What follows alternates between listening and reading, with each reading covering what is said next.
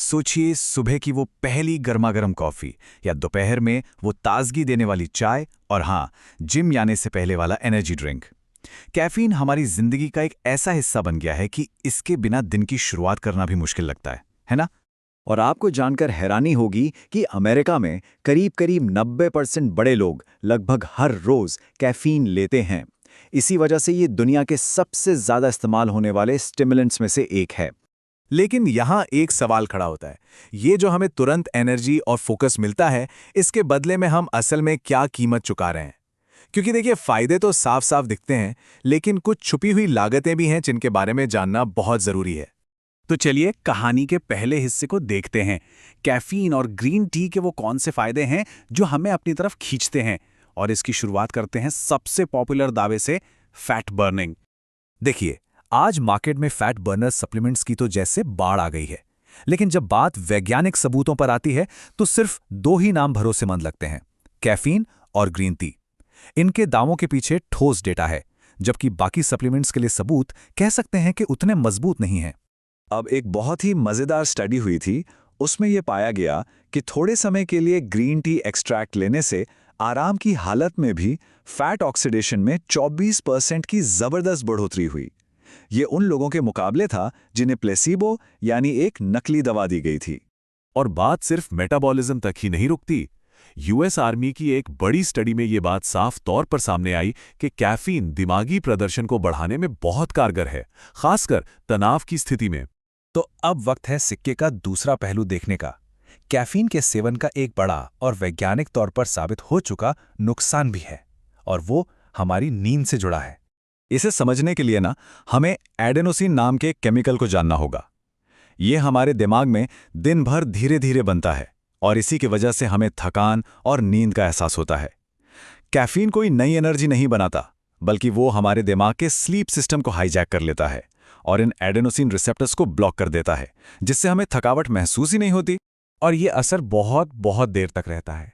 Caffeine की half life, मतलब इसे शरीर से आधा बाहर निकलने में 2 से 10 घंटे तक लग सकते हैं।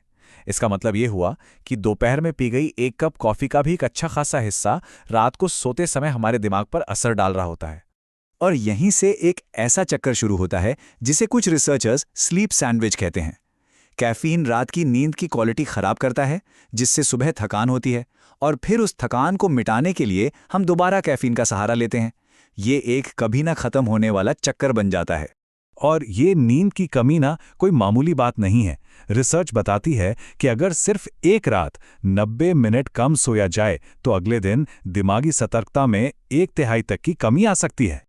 और यहीं से हम इस पूरी चर्चा के सबसे दिलचस्प हिस्से पर पहुंचते हैं, एक ऐसा वैज्ञानिक सवाल जो कैफीन के फायदों के बारे में हमारी पूरी सोच को चुनौती देता है।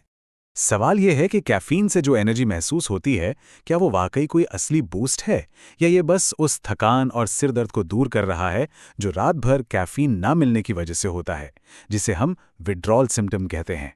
तो एक थ्योरी ये कहती है कि सुबह कॉफ़ी पीने पर जो ताजगी महसूस होती है, वो कोई असल फ़ायदा है ही नहीं। ये तो बस हमें रात भर की कैफीन की कमी के बाद वापस हमारी नॉर्मल हालत में ला रहा है। लेकिन कहानी इतनी सीधी भी नहीं। असल में सबसे ज़रूरी बात यह है कि विड्रॉल तो होता है, ये सच है, लेकिन कई स्टडीज़ ये भी दिखाती हैं कि कैफीन से एक असली मापने लायक परफॉर्मेंस गेन होता है। मतलब ये फ़ायदा सिर्फ विड्रॉल को दूर करने से कहीं ज़्यादा है। तो फिर इन दोनों बातों को मिलाकर हम कहाँ पहुँचते हैं? देखिए, रिसर्च से एक बहुत ही प्रैक्टिकल और सच कहूँ तो चौंकाने वाला नतीजा सामने आता है। और ये लाइन इस पूरे मसले को एकदम साफ कर देती है। रिसर्च ये कहती है कि कुछ हालात में 200 मिलीग्राम कैफीन, यानी लगभग 2 कप कॉफ़ी, 3 घंटे की ज़्यादा नींद के बराबर परफॉर्मेंस फ़ायदे दे सकती है। और जब तुरंत नतीजे चाहिए तो ज़ाहिर है कैफीन लेना ज़्यादा आसान लगता है। और यहीं पर आके हमें एक बहुत गहरे सवाल पर रुक जाते हैं। जब परफॉर्मेंस बढ़ाने वाली एक गोली लेना ज़्यादा देर सोने से कहीं ज़्यादा आसान लगने लगे, तो इस सुविधा की असली कीमत क्या है? और अपनी रोज़मर्रा की ज़िंदगी में हम ये समझौता कितनी बार करते हैं?